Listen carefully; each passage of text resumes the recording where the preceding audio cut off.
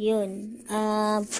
Isang mapagpalang gabi po dito sa ating programang Si Kristo ang laging una. Tayo po ay manalangin. Dakilang Diyos, salamat sa katapatan, sa kadakilaan, sa buhay na ipinagkakaloob mo at salamat sa iyong salita. In Jesus' name I pray, Amen. Ang ating topic ay nagmumula sa Pilipos chapter 4, verse 6. Tama ba? Yes. Sige po, pakibasa. Huwag kayong mabalisa tungkol sa anumang bagay.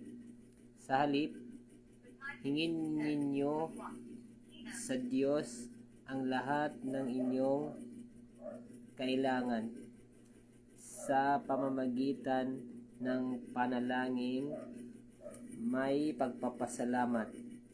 Filipos 4 verse 6. Mabagal na koneksyon. Yan po ang ating verse. For this Isang night. Metro 5S Tama 870 talaga yun seconds.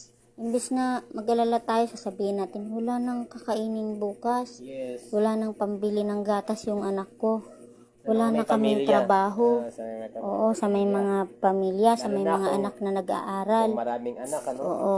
Pero, hindi naman maiwasan yun. Pero ipanalangin na lang natin sa Panginoon na hindi niya tayo pabayaan at manalangin tayo sa pamamagitan ng may pagpapasalamat.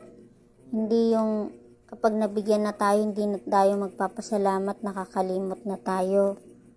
Kasi sasabihin natin na, pinagsikapan ko kasi to kaya nagkaroon ako ng pera ng pambili ng gatas, No, pang no, no, matrikula no, no. ng anak ko.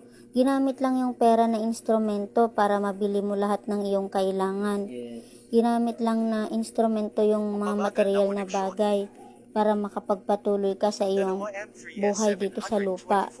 Kung wala ang lahat ng yan at kung wala yung pera na ibinibigay sa iyo ng Panginoon sa pamamagitan ng iyong magandang trabaho, ay magugutom din po kayo. Yun. Ibibigay ko ng pagkakataon kay Brother Daryl hanggang sa closing prayer.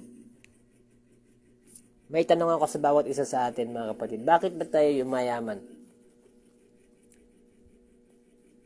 Isipin natin. Bakit? Di ba dahil sa Panginoon?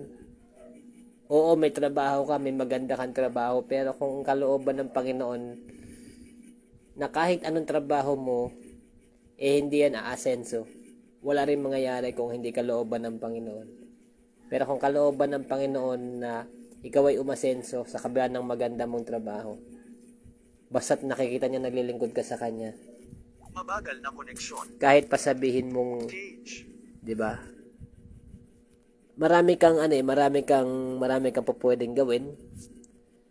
Pero kung sapat ang paglilingkod mo sa Panginoon, laging una ang Panginoon sa center ng buhay mo.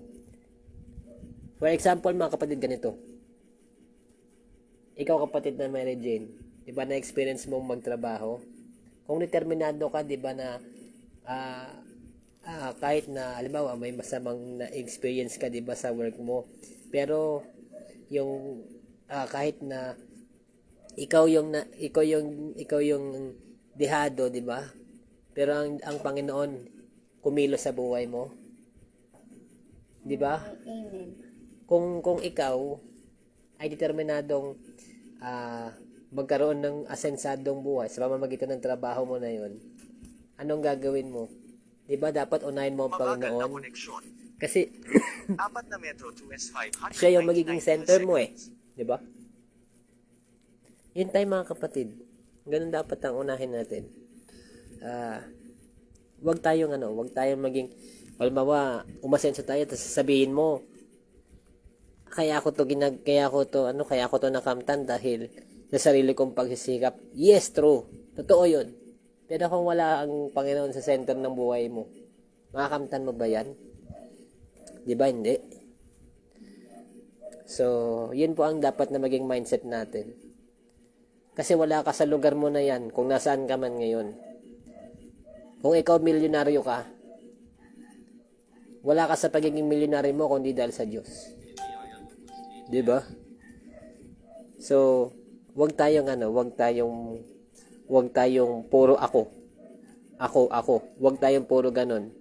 Kasi Mabagal hindi na na, koneksyon. Kung ganun ang gagawin natin, hindi na nag-glorify ang ating Panginoon. Kasi dapat siya ang papurihan natin, hindi ang ating mga sarili. Dahil siya ang pinagmumulan ng lahat ng source na pinagkukunan natin sa buhay para guminhawa tayo. Kaya nga tayo pinagtatrabaho ng buong pagod ng buong pagkayod. Dahil kung gusto natin guminhawa ang buhay natin, hindi tayo dapat nakastay put lang. Liban na lang talaga sa talagang walang stable job na kagaya namin. Kasi kay Lord talaga kami umaasa. Na si Lord yung magbibigay ng tamang trabaho para sa amin. Tamang pagkakakitaan para sa amin. Mahirap kasing sumugal sa panahon na to. So, tayo manalangin. Lord, salamat po sa gabing ito sa mensaheng inyong ipinarating sa amin. Panginoon, magsilip maalala po ito sa amin na ikaw ang aming i-glorify, Panginoon, at hindi aming mga sarili. Dahil ikaw lamang ang pinagmumuna ng lahat ng bagay, Panginoon. Nawa, Panginoon, ingatan niyo po kami sa aming pagpapahinga, Panginoon. Lahat po ng mga kapatiran namin na nanonood sa broadcast na ito at mga kapanood pa po nito ay inyong patnubayan. Yakapin niyo po kaming lahat para maramdaman namin ang inyong presensya. Panginoon, patawarin niyo kami sa aming mga pagkukulang at pagkakasala sa inyo. Nawa ay maging matagumpay nawa ulit ang susunod na maghapon na aming haharapin sa araw ng kinabukasan. Lamang po ang aming samot dalangin sa pangalan ni Jesus. Amen and amen. Tandaan, Si Kristo ang laging una. Kapag inuna si Kristo, Tayo ay lalago. God bless and good night. Good night, everyone. Bumalik. 6 na metro. Bumalik. 7 metro. Gusto mo bang magtapusin?